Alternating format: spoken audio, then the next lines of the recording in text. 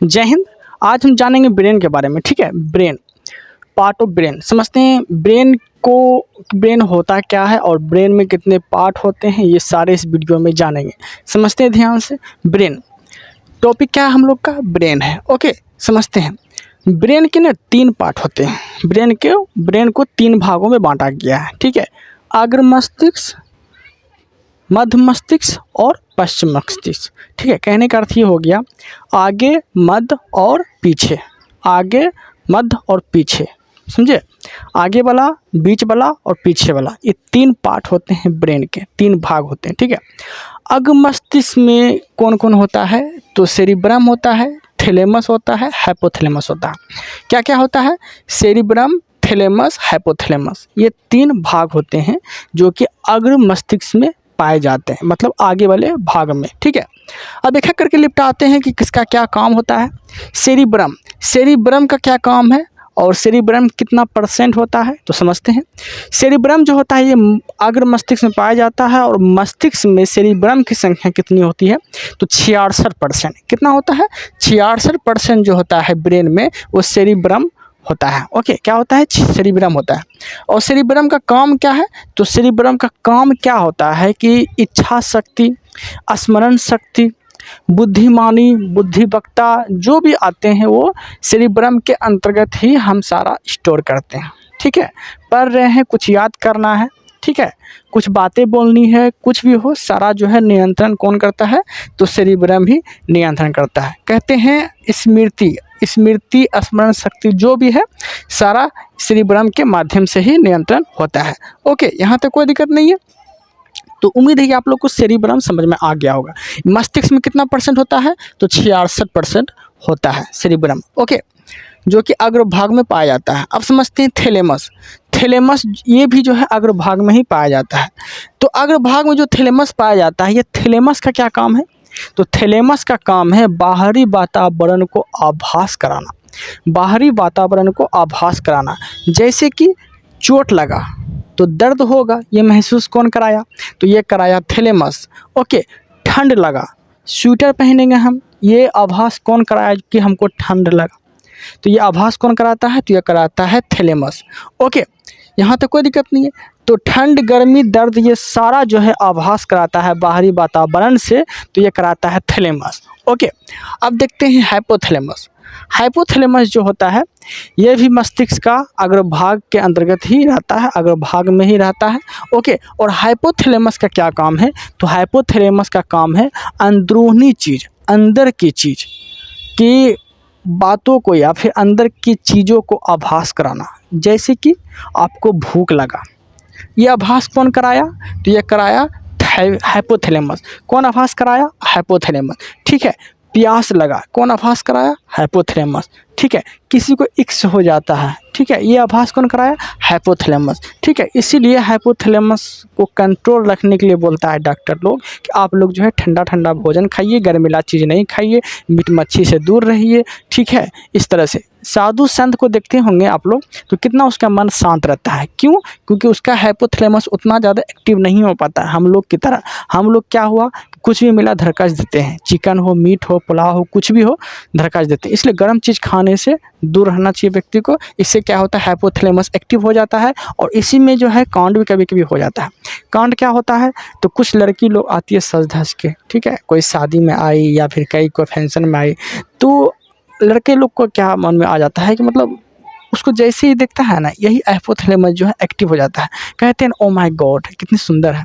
ये सारा जो कांड कराता है ना, ये हाइपोथैलेमस एक्टिव हो जाने से ये सारा कांड हो जाता है। ओके, इस तरह से आप समझ सकते हैं। तो ये जो होता है ये पीयूष ग्रंथि के समीप होता है। मस्तिष्क में ही पीयूष ग्रंथि होता है, जो कि ब्रेन का सबसे छोटा पार्ट होता है, सबसे छोटी ग्रंथि होता है। कौन होता है, तो पीयूष ग्रंथि। ये पीयूष ग्रंथि के समीप होता है कौन, तो हाइपोथैलेमस। ठीक है, और यही जो है भूख, प्यास, प्यार, इश्क, मोहब्बत सारा जो है कांड करवाने में हाइपोथैलेमस का ही हाथ होता है। इसलिए हाइपोथैलेमस को एक्टिव नहीं होने देना है। ओके, आगे देखते हैं मध्य मस्तिष्क। क्या देखते हैं, मध्य मस्तिष्क। मध्य मस्तिष्क का मतलब हो गया बीच। ठीक है, मधुमक्षी मतलब बीच का भाग, ठीक है। बीच में कौन होता है? मधुमक्षी। और मधुमक्षी में क्या क्या पाया जाता है? कार्पोरा और सेरिब्रल पेंडिकल। कार्पोरा और सेरिब्रल पेंडिकल को आप समझते हैं। कार्पोरा ये किसका क्या काम है? इसका काम है देखने और सुनने में। कहते हैं आपको कोई आवाज़ देगा, ऐसे सुन लेंगे कौन मुझे आवाज़ दे रहा है, ठीक है। बलक से आपके कोई गुजरा, ठीक है, आभास करा देगा बलक से कोई गुजरा है। तो देखने और सुनने में जो है किसका योगदान होता है? कार्पोरा का, ठीक है। किसका योगदान होता है? कार्पोरा का योगदान होता है। जैसे कि आपके सर पे कोई मार दिया लाठी या कुछ भी मार दिया, अगर कार्पोरा डिस्टर्ब हो जाएगा ना तो आप किसी को पहचान ही नहीं पाएंगे, ठीक है। आप किसी को नहीं पहचान पाएंगे। जैसे तेरे नाम एक मूवी है, सलमान खान को लग जाता है, ठीक है, लेकिन वो कभी चिन्ह पाता है किसी को नहीं चिन्ह पाता है। कार्पोरा उसका डिस्टर्ब हो जाता है, इतना उसका ब्रेन में लगता है चोट ना कि कार्पोरा उसका डिस्टर्ब हो जाता है। कार्पोरा काम क्या है? देखने और सुनने में ये कार्पोरा का महत्वपूर्ण योगदान होता है, ठीक है। देखने और सुनने में इस सारा नियंत्रण कौन करता है? तो कार्पोरा है नियंत्रण करता है, जिसके लिए हम देख पाते हैं, सुन पाते हैं, आभास कर पाते हैं, ये सारा कार्पोरा करता है, जो कि मस्तिष्क के मध्य भाग में होता है। मध्य बोले तो बीच वाला भाग में होता है। ओके, यहाँ तक कोई दिक्कत नहीं है। आगे क्या है? तो आगे है सेरिब्रल पेंडिकल। आगे क्या है? सेरिब्रल पेंडिकल। सेरिब्रल पेंडिकल का काम क्या है?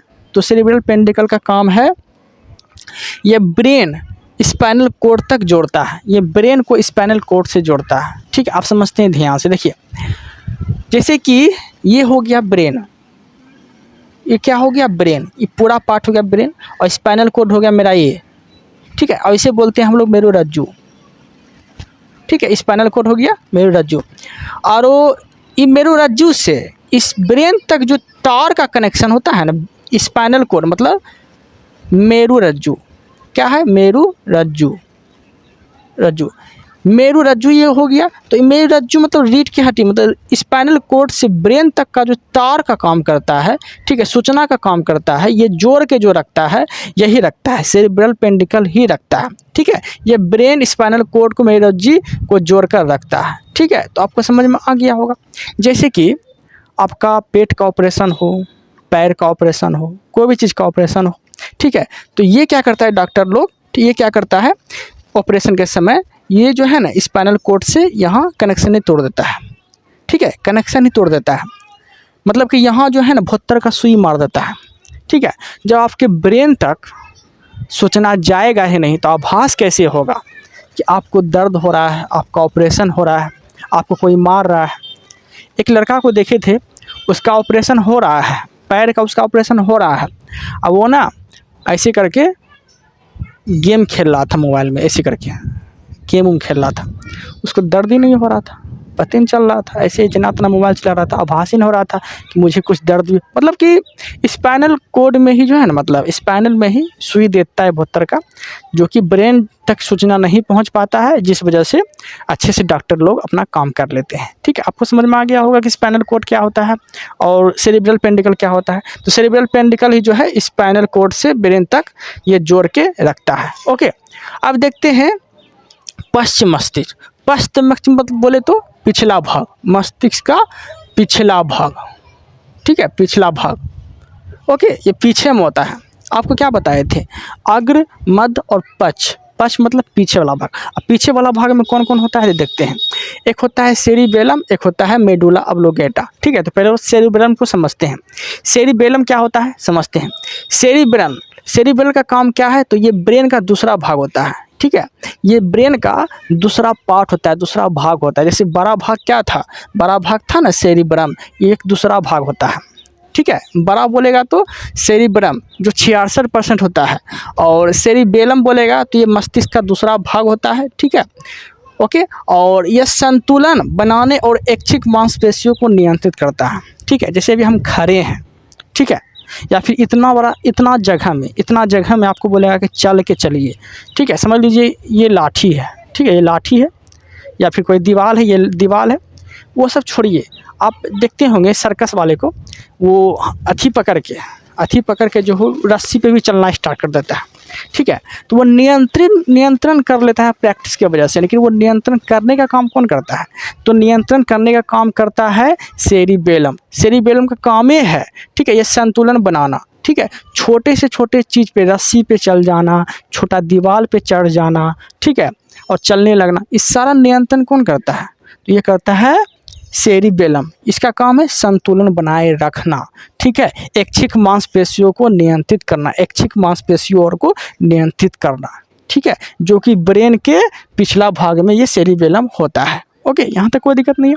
अब देखते हैं लास्ट क्या है? ये भी मस्तिष्क का पिछला भाग में ही होता है। लास्ट क्या है? मेडुला ऑब्लोगाटा। क्या है? मेडुला ऑब्लोगाटा। इसका काम क्या है? तो इसका काम है, ये मस्तिष्क का पिछला भाग होता है, ये मस्तिष्क का पिछला भाग होता है। और ये क्या करता है? उपापचय, हृदय धड़कन, आहार नाल, पाचन, इस सब को नियंत्रित करने का जो काम करता है मेडुला ऑब्लोगाटा करता है, ठीक है। उपापचय, ये सब क्रिया का काम कौन करता है? मेडुला ऑब्लोगाटा करता है, ठीक है। कभी कभी देखते हैं कोई व्यक्ति को उल्टी होने लगता है, वोमिटिंग होने लगता है, ठीक है, तो ये सब नियंत्रण, उपापचय क्रिया को नियंत्रण कभी कभी नहीं कर पाता है, डिस्टर्ब हो जाता है। ये जब डिस्टर्ब हो जाता है ना, क्या होता है? डिस्टर्ब हो जाता है। डिस्टर्ब हो जाता है तो क्या हो जाता है? वोमिटिंग होना, चक्कर आना, गिर जाना, इस सारा नियंत्रण कौन करता है? तो मेडुला ऑब्लोगाटा ही करता है। कभी कभी गाड़ी पे, मतलब बस पे कोई लोग बैठा हुआ है या ट्रेन पे कोई बैठा हुआ है, तो कभी कभी उसको वोमिटिंग होने स्टार्ट हो जाता है। ऐसा क्यों? क्योंकि यही जो है डिस्टर्ब हो जाता है। तो समझ में आ गया, ये मस्तिष्क का पिछला भाग होता है, ये उपापचय, हृदय धड़कन, ये सारा चीज़ को नियंत्रण करता है, ठीक है। जब आपको वोमिटिंग होगा ना, तो हृदय की धड़कन तेज़ हो जाएगा, सोचने लगेंगे कुछ से कुछ, पसीना वसीना चलने लगेगा, ठीक है। इस सारा नियंत्रण करता है मेडुला ऑब्लोगाटा, इसलिए इसको सही रहना जरूरी होता है।